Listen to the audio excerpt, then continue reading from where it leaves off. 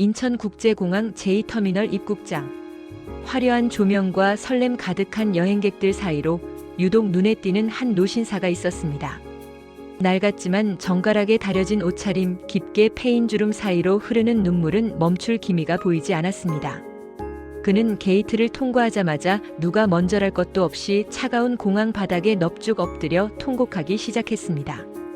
주변 사람들이 당황하며 그를 부축하려 했지만 노인은 바닥을 어루만지며 외쳤습니다. 내 땅이다, 내 땅이야. 이제야 살아서 내 땅을 밟는구나. 80평생을 북녘 땅에서, 그것도 평양의 남부럽지 않은 집안에서 살아온 이 노신사가 왜 80이라는 나이에 목숨을 걸고 이곳까지 와야만 했을까요? 그 기가 막힌 사연을 지금 시작합니다. 이야기를 시작하기 전 채널 구독과 좋아요 한 번씩만 부탁드립니다. 여러분의 응원이 이 소중한 사연들을 세상에 알리는 큰 힘이 됩니다.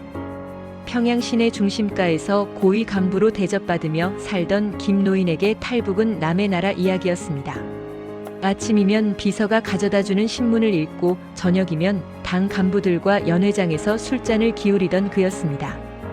하지만 세월은 흘러 권력의 중심에서 밀려나고 자식들이 당의 검열에 걸려 하나둘 지방으로 쫓겨나기 시작하면서 노인의 삶에는 짙은 그림자가 드리워졌습니다. 무엇보다 그를 견딜 수 없게 만든 것은 굶주림보다 무서운 침묵이었습니다. 어느 날 저녁 중학생 손자가 학교에서 돌아와 물었습니다.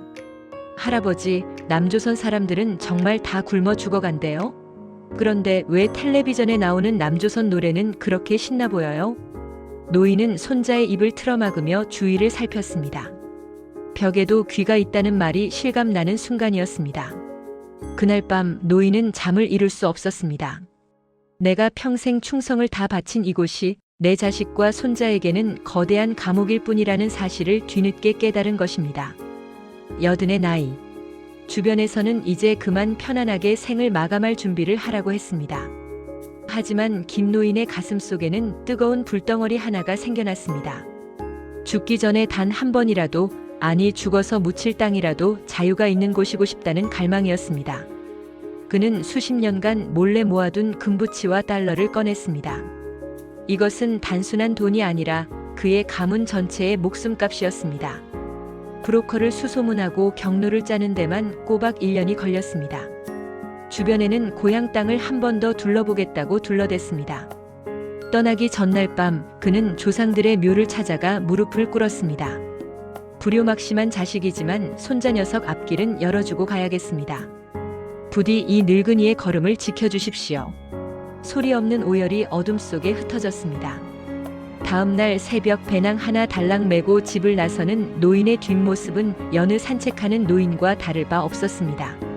하지만 그의 품속에는 가족의 생사가 걸린 작은 지도 한 장이 들어있었습니다. 기차를 타고 트럭을 얻어 타고 때로는 이름 모를 산길을 며칠씩 걸었습니다. 무릎 관절은 비명을 질렀고 숨은 턱 끝까지 차올랐지만 그는 멈출 수 없었습니다. 등 뒤에는 과거가 있었고 앞에는 오직 가보지 못한 미래가 있었기 때문입니다. 마침내 도착한 압록강 접경지대. 강 건너로 보이는 희미한 불빛들이 마치 그를 부르는 손짓처럼 보였습니다. 하지만 그 강을 건너기 위해서는 시퍼런 서슬의 경비대 총구를 피해야 했습니다. 80세 노신사의 인생에서 가장 길고도 짧았던 그 죽음의 강을 넘는 순간이 다가오고 있었습니다. 평양의 중심부 보통강이 내려다 보이는 고급 아파트에서 김노인이 누리던 삶은 북조선 인민들이라면 누구나 꿈꾸는 최상위의 삶이었습니다. 아침이면 당에서 배급되는 신선한 식재료들이 문 앞에 놓였고 가슴에는 붉은색 당 간부 표장이 훈장처럼 빛났습니다. 그는 수십 년간 당에 충성하며 체제의 견고함을 믿어 의심치 않았던 사람이었습니다. 조국은 나를 배신하지 않는다. 그것이 그의 인생을 지탱해 온 단 하나의 신조였습니다. 하지만 80의 문턱에서 마주한 현실은 차갑게 식어가는 잿더미와 같았습니다. 세월이 흐르며 권력의 세대 교체가 이루어졌고 충성을 다했던 선대 지도자의 시대가 저물자 그에게 남은 것은 형식적인 예우뿐이었습니다. 어느 날 평생을 함께해온 동료가 말 한마디 잘못했다는 이유로 하룻밤 사이에 자취를 감추는 것을 지켜보며 김노인의 마음속에는 처음으로 균열이 생기기 시작했습니다. 공포는 굶주림보다 더 깊숙이 뼈마디를 파고들었습니다. 그를 가장 고통스럽게 한 것은 자신의 안위가 아니라 아무것도 모른 채 자라나는 손자 손녀들의 미래였습니다. 평양의 화려한 네온사인 뒤편으로 굶어 죽어가는 이들의 소문이 파도처럼 밀려왔고 고위 간부인 자신조차도 입을 단속하지 않으면 언제든 나락으로 떨어질 수 있다는 사실이 그를 옥죄었습니다. 어느 날 저녁 남몰래 시청한 남조선의 영상 속에서 본 세상은 그가 배웠던 불바다와는 정반대의 모습이었습니다. 자유롭게 웃고 떠들며 자신의 권리를 주장하는 사람들의 눈빛은 평생 눈치를 보며 살아온 김 노인의 심장에 거대한 종소리를 울렸습니다. 내가 평생을 바친 이 땅이 정말 낙원이 맞는가? 노인은 거울 속에 비친 자신의 초라한 훈장들을 바라보며 자문했습니다. 화려한 거칠애 속에 감춰진 썩은 냄새를 더 이상 외면할 수 없었습니다. 80이라는 나이는 무언가를 새로 시작하기엔 너무 늦은 때였지만 진실을 알고도 침묵하며 죽기엔 너무나 긴 시간이었습니다. 그는 결심했습니다. 내 자식들에게는 이 지독한 침묵의 대물림을 끊어주겠노라고. 평양의 황혼이 유난히 붉게 물들던 그날 노신사는 평생을 지켜온 자신의 모든 과거를 버리기로 마음먹었습니다. 그것은 단순한 도주가 아니라 인간으로서의 존엄을 찾기 위한 노병의 마지막 반란이었습니다. 탈북을 결심한 김노인이 가장 먼저 한 일은 평양 시내에서 조금 떨어진 교회에 자리한 조상들의 묘소를 찾는 일이었습니다. 80이라는 나이에 고향을 떠난다는 것은 단순히 거주지를 옮기는 일이 아니었습니다. 그것은 자신의 뿌리를 통째로 뽑아내는 일이었고 다시는 돌아오지 못할 길임을 누구보다 잘 알고 있었습니다. 노인은 정성스럽게 준비한 술 한 병과 포를 챙겨 묘역 앞에 섰습니다. 평소보다 더 정성 들여 묘 주변의 자풀을 솎아내는 노인의 손끝이 미세하게 떨리고 있었습니다. 술 한 잔을 따르고 넙죽절을 올린 노인은 한참 동안 고개를 들지 못했습니다. 조상님들, 이 불효자식을 용서하십시오. 살아서 드리는 마지막 술잔입니다. 입 밖으로 내지 못한 말들이 가슴속에서 뜨거운 덩어리가 되어 차올랐습니다. 묘비에 새겨진 아버지의 이름, 할아버지의 함자를 하나하나 손으로 쓸어내리며 그는 눈을 감았습니다. 만약 일이 잘못된다면 자신뿐만 아니라 조상들의 묘소조차 온전하지 못할 것이라는 두려움이 엄습했습니다. 북한 체제 아래서 반동의 멍에를 쓴다는 것은 죽은 자의 명예까지도 무덤 밖으로 끌어내 파헤치는 일임을 그는 너무나 잘 알았습니다. 하지만 묘소 너머로 보이는 손자의 맑은 눈망울을 떠올리며 노인은 다시금 마음을 다잡았습니다. 죽어서 귀신이 되어 이곳을 지키는 것보다 살아서 저 아이들에게 사람답게 사는 세상을 보여주는 것이 진정한 효도가 아니겠습니까? 노인은 품 안에서 작은 손수건을 꺼내 묘역의 흙 한 줌을 정성스럽게 담았습니다. 만약 타국 땅에서 숨을 거두게 된다면 이 흙이라도 베개 삼아 눕겠다는 마지막 고집이었습니다. 제사를 마치고 내려오는 길, 노인은 수십 년간 정들었던 고향의 산천을 눈에 담고 또 담았습니다. 길가에 핀 이름모를 들꽃 하나, 멀리서 들려오는 기차, 경적 소리조차 오늘따라 유난히 가슴을 저미게 했습니다. 집으로 돌아가는 버스 안에서 그는 창밖을 바라보며 속으로 작별 인사를 건넸습니다. 안녕히 계십시오. 나의 고향, 나의 추억들. 그날 밤 김노인은 조상들의 위패 앞에 마지막으로 향을 피웠습니다. 이제 내일부터 그는 평양에 존경받는 노신사가 아닌 국경을 넘는 도망자의 신분이 될 것입니다. 하지만 그의 눈빛은 그 어느 때보다 단단했습니다. 슬픔은 묘소에 묻어두고 왔고 이제 그의 가슴 속에는 사선을 넘겠다는 서늘한 투지만이 남았습니다. 드디어 운명의 밤이 밝았습니다. 김노인은 평소보다 더 정갈하게 옷을 챙겨 입었습니다. 겉으로 보기엔 그저 평범한 나들이 차림이었으나 겹겹이 껴입은 내복 안쪽에는 평생을 모은 금부치와 가족들의 생사가 걸린 비상금이 묵직하게 자리를 잡고 있었습니다. 그는 거울 앞에 서서 자신의 얼굴을 가만히 들여다보았습니다. 80해를 살아온 주름진 얼굴 속에 두려움과 결연함이 복잡하게 얽혀 있었습니다. 이제 이 집 문턱을 넘어서면 다시는 평양의 안락한 소파에 앉을 수도 정든 이웃들과 인사를 나눌 수도 없다는 사실이 가슴을 옥죄었습니다. 하지만 그는 망설임 없이 문을 열고 어둠 속으로 발을 내디뎠습니다. 북중 국경지대에 도착했을 때 세상은 숨을 죽인 듯 고요했습니다. 하지만 그 고요함은 평화로운 것이 아니라 언제 어디서 총탄이 날아올지 모르는 서늘한 긴장감이었습니다.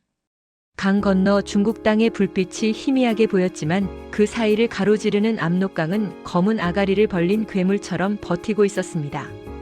겨울의 끝자락이라 강물 위로는 날카로운 얼음판들이 둥둥 떠다녔고 강바람은 칼날처럼 노인의 뺨을 핥히었습니다.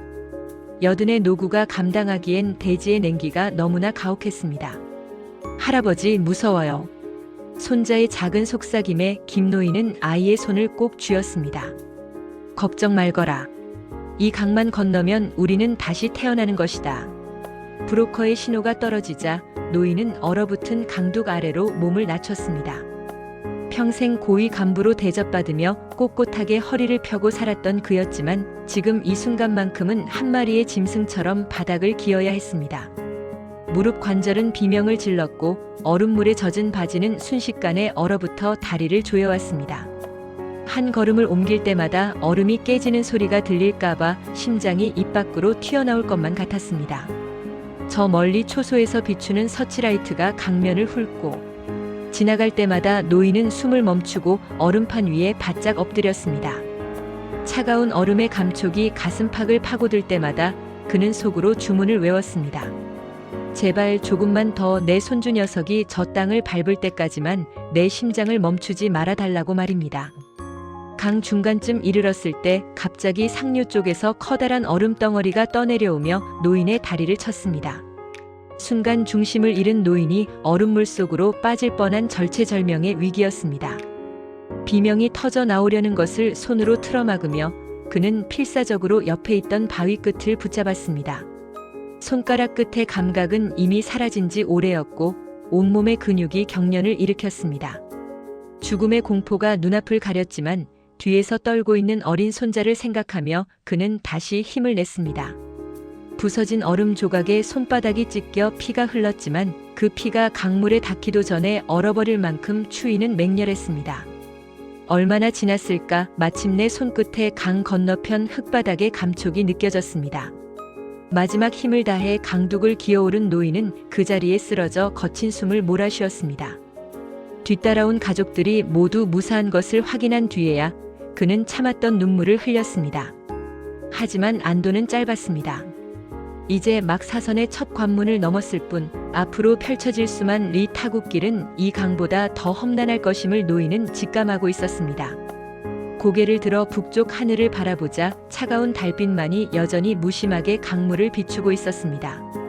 80세 노신사의 인생에서 가장 길었던 밤, 압록강은 그렇게 그의 평생의 과거를 삼키고 침묵하고 있었습니다. 압록강의 차가운 물살을 헤치고 중국 땅에 첫 발을 내디뎠을 때 김노인을 맞이한 것은 환희가 아닌 숨막히는 정적이었습니다. 이제 살았다는 생각도 잠시 브로커의 거친 손길에 이끌려 도착한 곳은 산기슭에 버려진 낡은 돼지 막사였습니다. 화려했던 평양의 사택과는 비교조차 할 수 없는 분뇨. 냄새가 코를 찌르는 그 좁고 습한 공간이 여든 노신사와 그 가족의 첫 번째 안식처가 되었습니다.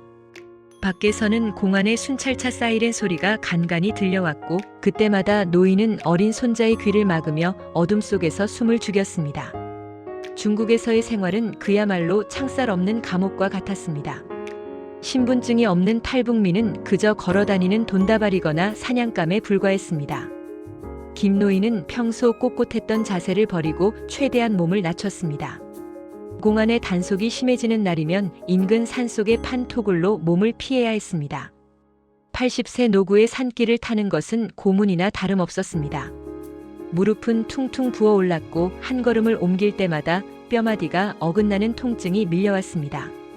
하지만 노인은 단 한 번도 신음소리를 내지 않았습니다. 자신이 무너지면 가족 전체의 사기가 꺾일 것을 알았기 때문입니다. 어느 날은 식량이 떨어져 며칠을 맹물로 버틴 적도 있었습니다. 평양에서라면 상상도 못할 비참한 처지였지만 노인을 가장 괴롭힌 것은 배고픔보다 불안이었습니다.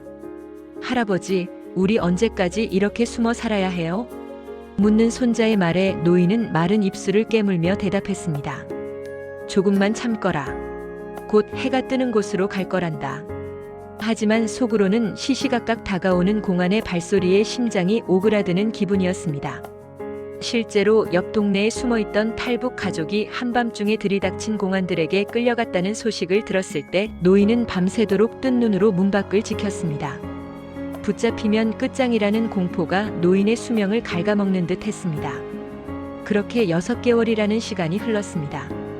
계절이 바뀌어 산천의 푸른 빛이 돌았지만 노인의 마음은 여전히 시린 겨울이었습니다. 브로커들은 시시때때로 추가 비용을 요구하며 노인을 협박했습니다. 품 안의 금부치가 바닥날수록 가족들의 생명줄이 짧아지는 것 같아 노인은 밤마다 피눈물을 흘렸습니다. 하지만 그 시련 속에서도 노인은 품 안의 흙주머니를 놓지 않았습니다. 고향의 흙을 만지며 그는 다짐했습니다.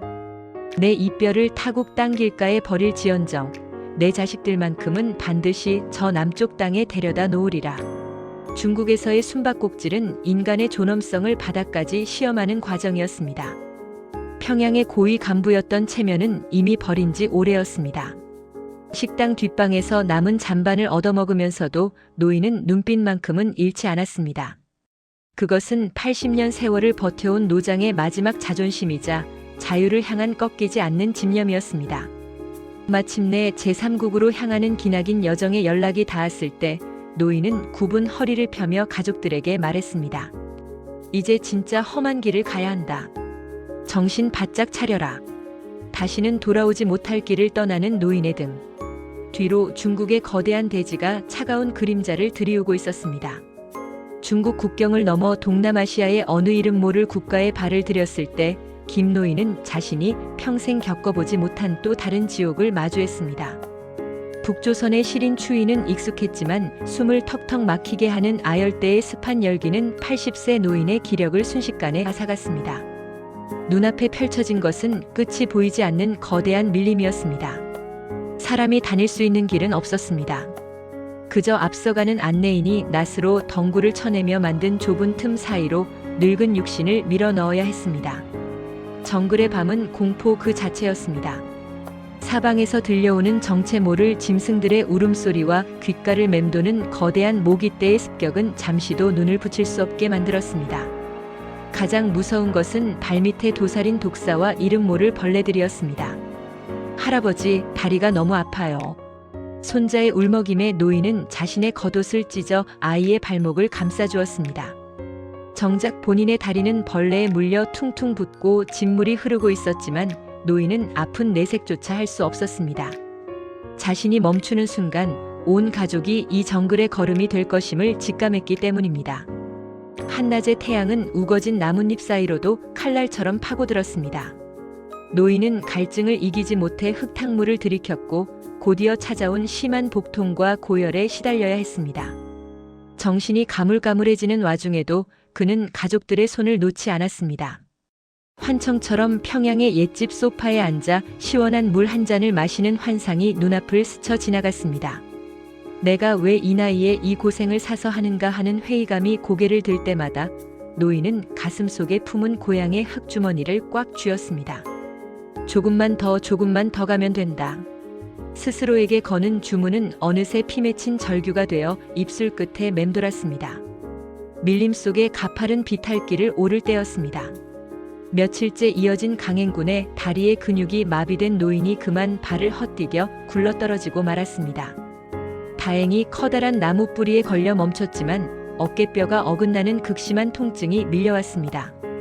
가족들이 비명을 지르며 달려왔을 때 노인은 오히려 입술을 깨물며 소리내지 말라고 손짓했습니다. 근처에 국경 수비대가 있을지도 모른다는 공포가 육체의 고통을 압도했습니다. 그는 부러진 나뭇가지를 주워 지팡이 삼아 다시 일어섰습니다. 땀과 눈물이 범벅이 된 노신의 얼굴은 이미 인간의 형상이라기보다 오직 생존만을 향해 움직이는 하나의 의지 그 자체였습니다. 사투는 며칠 동안 계속되었습니다. 신발은 이미 너덜너덜해져 발가락이 다 드러났고 온몸은 가시덤불에 긁혀 성한 곳이 없었습니다. 하지만 정글의 끝자락에서 탁 트인 강줄기가 보였을 때 노인은 태어나서 처음으로 희망이라는 단어의 무게를 느꼈습니다. 저 강만 건너면 대한민국 대사관이 있는 나라로 갈 수 있다는 안내인의 말에 여든의 노인은 아이처럼 엉엉 울음을 터뜨리고 말았습니다.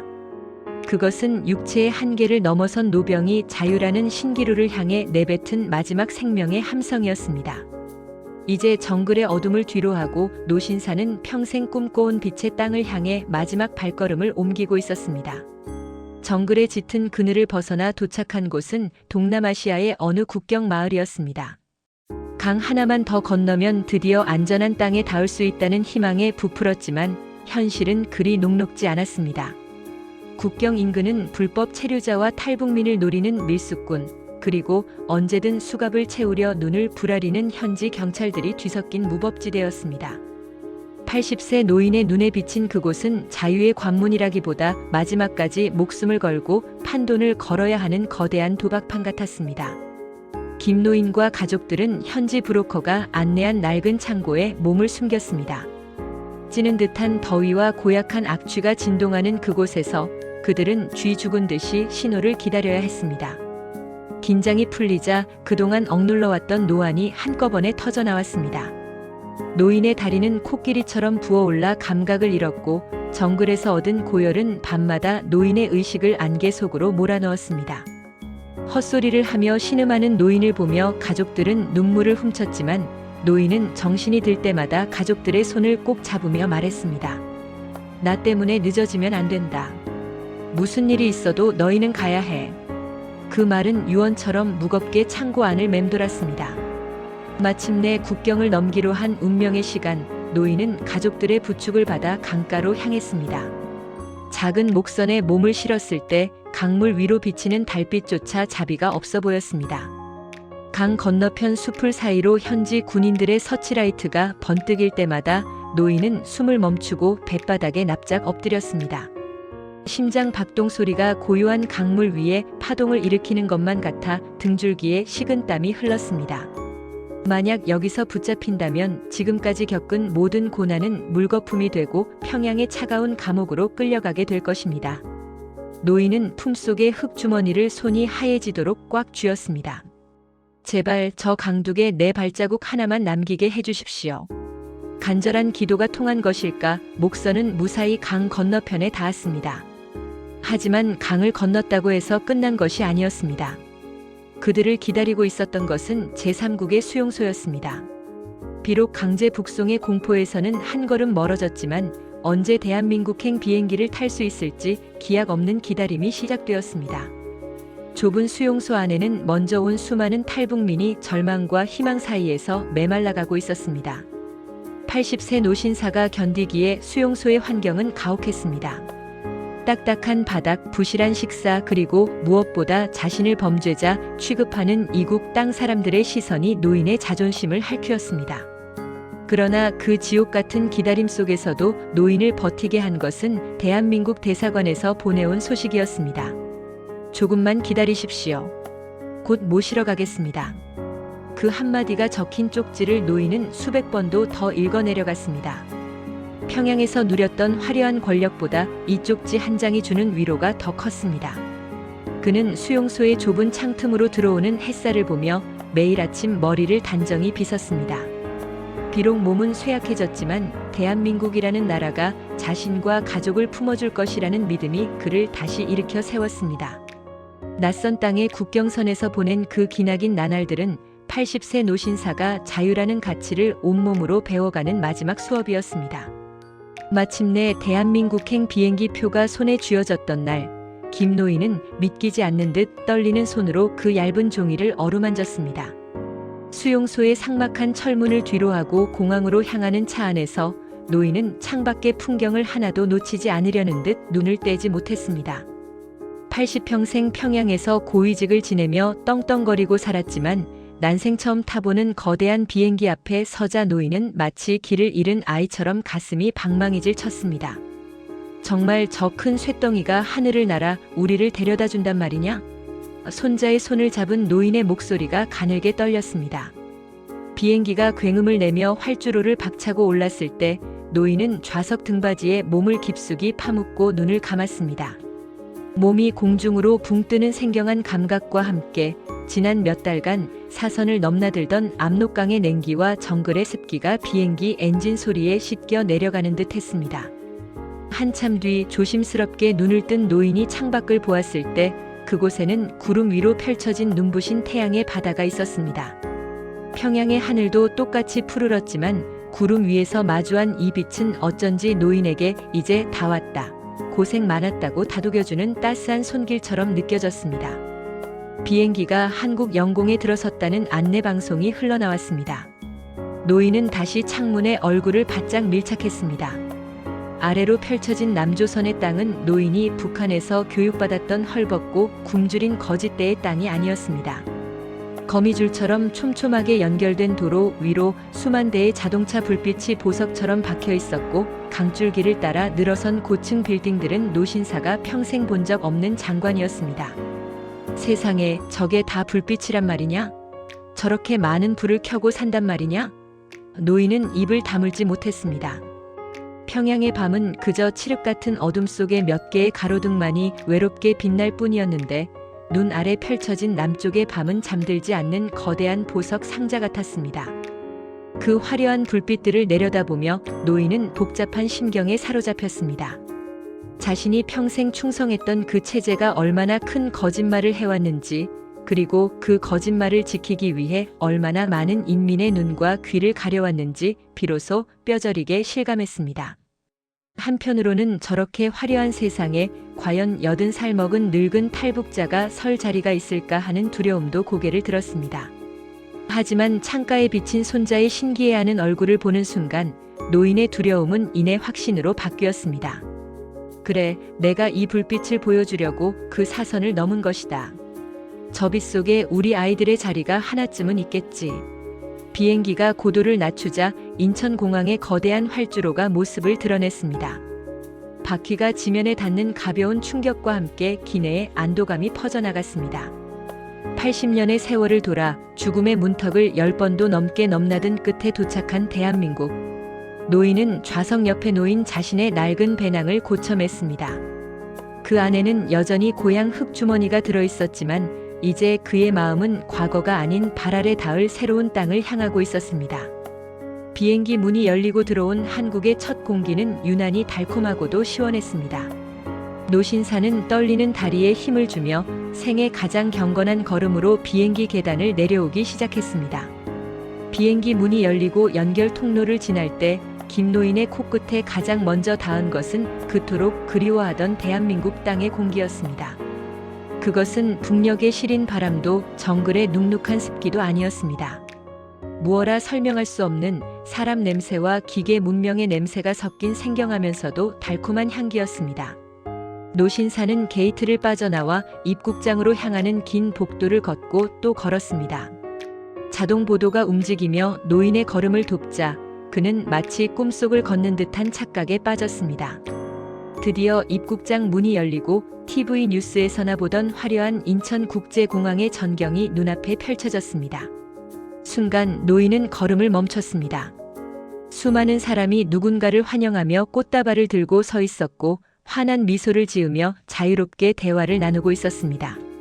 억압받던 평양의 거리에서는 단 한 번도 보지 못한 살아있는 인간들의 활기였습니다. 그제야 노인은 자신이 정말로 사선을 넘어왔다는 사실이 실감났습니다. 80해 동안 가슴을 짓누르던 무거운 돌덩이가 순식간에 사라지는 기분이었습니다. 노인은 누가 먼저랄 것도 없이 차가운 공항 바닥에 넙죽 엎드렸습니다. 화려하게 반짝이는 대리석 바닥에 주름진 이마를 대고 그는 아기처럼 엉엉 울기 시작했습니다. 주변을 지나던 여행객들이 깜짝 놀라 멈춰섰고 공항 관계자들이 다가와 그를 부축하려 했습니다. 하지만 노인은 그들의 손을 완강히 거부한 채 바닥을 손바닥으로 어루만지며 외쳤습니다. 내 땅이다, 내 조국이다. 이제야 살아서 내 땅을 밟는구나. 그 외침은 지난 80년간 가슴속에 쌓아온 울분과 슬픔, 그리고 마침내 쟁취한 자유에 대한 환희가 뒤섞인 포효였습니다. 그에게 이 바닥은 단순한 건축 자재가 아니었습니다. 그것은 목숨을 걸고 넘었던 압록강의 얼음판이었고 발톱이 빠지도록 헤맸던 동남아 정글의 진흙탕이었으며 밤마다 공안의 발소리에 떨던 중국의 차가운 흙바닥 끝에 마주한 약속의 땅이었습니다. 노인의 통곡 소리에 입국장은 순식간에 정적에 휩싸였습니다. 노신사는 바닥에 묻은 눈물을 닦아내며 함께 온 자식과 손자들을 불러 세웠습니다. 봤느냐? 여기가 우리가 살 땅이다. 이제 더 이상 숨지 않아도 된다. 당당하게 허리를 펴고 걸어라. 공항 직원의 안내로 자리를 옮기면서도 노인은 몇 번이고 뒤를 돌아보았습니다. 공항 밖으로 비치는 대한민국의 햇살은 유난히도 눈부셨습니다. 평생을 공화국의 간부로 살며 남부럽지 않게 살았다고 자부했지만 이곳에서 느끼는 이 짧은 순간의 자유가 그 80년의 세월보다 훨씬 더 값지다는 것을 그는 깨달았습니다. 품속에 넣어온 고향의 흙주머니가 노인의 가슴을 툭툭 쳤습니다. 이제는 베개 삼지 않아도 되겠구나. 노인은 조용히 미소 지었습니다. 80세 노신사가 생애 처음으로 들이마신 자유의 공기는 그 어떤 보약보다 더 강력하게 그의 메마른 폐부를 채우고 있었습니다. 파트 10 80세에 시작된 봄. 지문 없이 낭독용 텍스트로 구성되었습니다. 인천공항에서의 뜨거운 눈물 이후 김노인과 가족들은 정착 지원 시설인 하나원에서 대한민국 국민으로 살아가기 위한 첫 교육을 받았습니다. 모든 것이 낯설고 신기한 투성이었지만 노신사는 젊은이들보다 더 열정적으로 새로운 세상을 배웠습니다. 은행에서 통장을 만들고 마트에서 물건을 고르고 전철 노선도를 익히는 과정 하나하나가 그에게는 잃어버린 80년의 시간을 보상받는 축제와 같았습니다. 평양에서 누렸던 권위는 내려놓은 지 오래였지만 대신 그 자리에는 자유시민이라는 자부심이 단단하게 들어찼습니다. 마침내 정착 교육을 마치고 국가에서 마련해준 작은 임대 아파트에 짐을 풀던 날 노인은 아파트 베란다 창문을 활짝 열었습니다. 눈앞에 펼쳐진 서울의 풍경은 활기차고 평화로웠습니다. 80세라는 나이에 시작된 남한에서의 첫 아침. 그는 부엌에서 들려오는 도마 소리와 손자의 웃음소리를 들으며 난생 처음으로 깊은 안도감을 느꼈습니다. 북한에서는 아침마다 오늘은 또 누가 검열을 나올까, 누가 말실수를 했을까 걱정하며 눈을 떴지만 이제는 오늘 점심에는 무엇을 먹을까, 공원에 산책을 가볼까를 고민하는 평범한 일상이 그를 맞이하고 있었습니다. 어느 일요일 오후 노인은 품 안에 소중히 간직해온 고향의 흙주머니를 꺼내 들고 인근 공원을 찾았습니다. 그리고 양지 바른 나무 아래 작은 구덩이를 파고 평양에서부터 목숨 걸고 가져온 그 흙을 조심스럽게 뿌렸습니다. 내 비록 몸은 예서 살지만 고향에 넣기라도 이 자유로운 땅의 흙과 섞여 편히 쉬거라. 노인은 흙을 덮으며 나지막이 은조렸습니다. 이제 그에게 고향의 흙은 슬픔의 증표가 아니라 과거와 현재를 잇는 화해의 상징이 되었습니다. 노신사는 이제 동네 경로당에서 인기 만점인 할아버지가 되었습니다. 평양 사투리를 쓰며 북한의 실상을 들려주기도 하고 대한민국이 얼마나 살기 좋은 곳인지 침이 마르도록 칭찬하는 그의 모습에서 탈북민의 그늘은 찾아볼 수 없었습니다. 가끔 무릎 통증이 도질 때면 사선을 넘던 그 정글의 밤이 떠오르기도 하지만 그는 허허 웃으며 말합니다. 80년 인생 중에 진짜 봄은 60 넘어 찾아온 게 아니라 80에 이 땅을 밟은 바로 그날부터였다네. 인생의 황혼기에 모든 것을 버리고 사선을 넘었던 80세 노신사. 그의 도전은 단순히 생존을 위한 도망이 아니었습니다. 그것은 자식들에게 자유라는 가장 큰 유산을 남겨주기 위한 고귀한 희생이었고, 인간은 나이에 상관없이 누구나 존엄하게 살 권리가 있음을 온몸으로 증명한 승리였습니다. 오늘 밤도 노신사는 창밖으로 보이는 서울의 불야성을 바라보며 조용히 기도합니다. 저 불빛만큼이나 환한 평화가 언젠가는 그가 떠나온 북녘 땅에도 가득하기를. 80세에 시작된 그의 봄은 그렇게 매일매일 더 깊고 따스하게 익어가고 있습니다.